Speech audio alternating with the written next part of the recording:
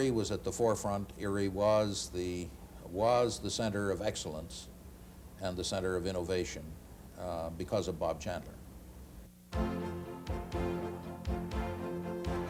Any one of Robert Chandler's accomplishments makes him a leading international figure. Agricultural scientist, professor, horticulturist, university president, soil scientist, institute director, consultant, and world-renowned expert on food production, especially rice. Rice is one of the world's most important crops. Over 2 billion people depend on it for their staple food. But throughout much of the 20th century, rice yields were low and stagnant. As populations rose, there were shortages, and even the most productive rice-producing countries had to import rice to feed their people. In the late 50s, the Rockefeller Foundation and the Ford Foundation joined forces to work on this problem. Their mandate was to increase rice production. In 1960, they formed the International Rice Research Institute, known as IRRI. It was located in the Philippines, just outside Manila in Los Baños, adjacent to the College of Agriculture.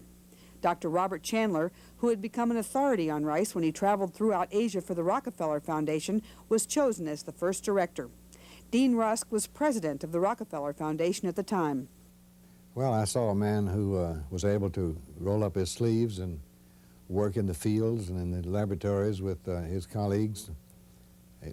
I saw a man who was skilled at organizing research to achieve the purposes which they were trying to bring about. He was agreeable, warm-hearted, easy to work with. He was just the ideal man for the spot. Bob Chandler grew up on a farm in Maine. He was one of 6 children, and they're still a close family today. After earning a BS from the University of Maine and a PhD from the University of Maryland, he joined academia, first as a professor at Cornell, then at the University of New Hampshire as Dean of the College of Agriculture, and later as president of the university.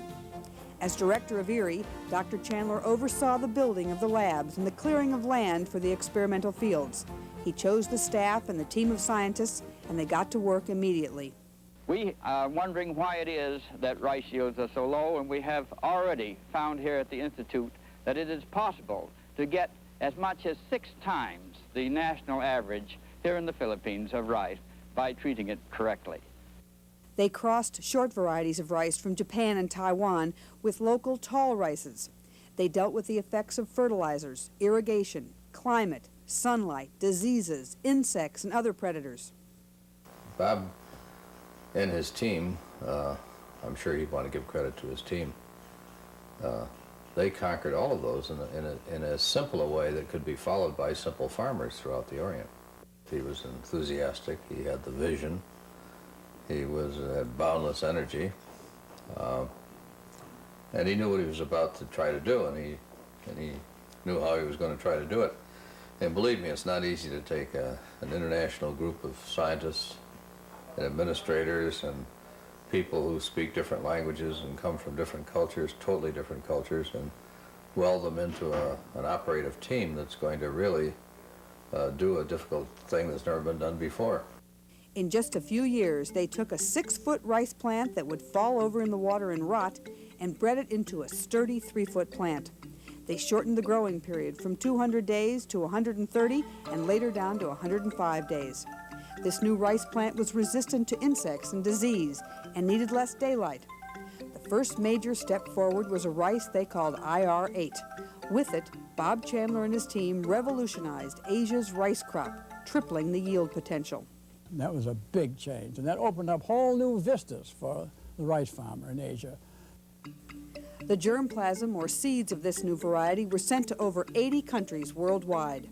More and more farmers began to grow it and see a difference. The world began to look toward IRRI, and world leaders recognized its importance. President Lyndon Johnson stopped there in 1965. If we are to win our war, and the only important war that really counts, if we're to win our war against poverty and against disease and against ignorance and against illiteracy and against hungry stomachs, then we have got to succeed in projects like this.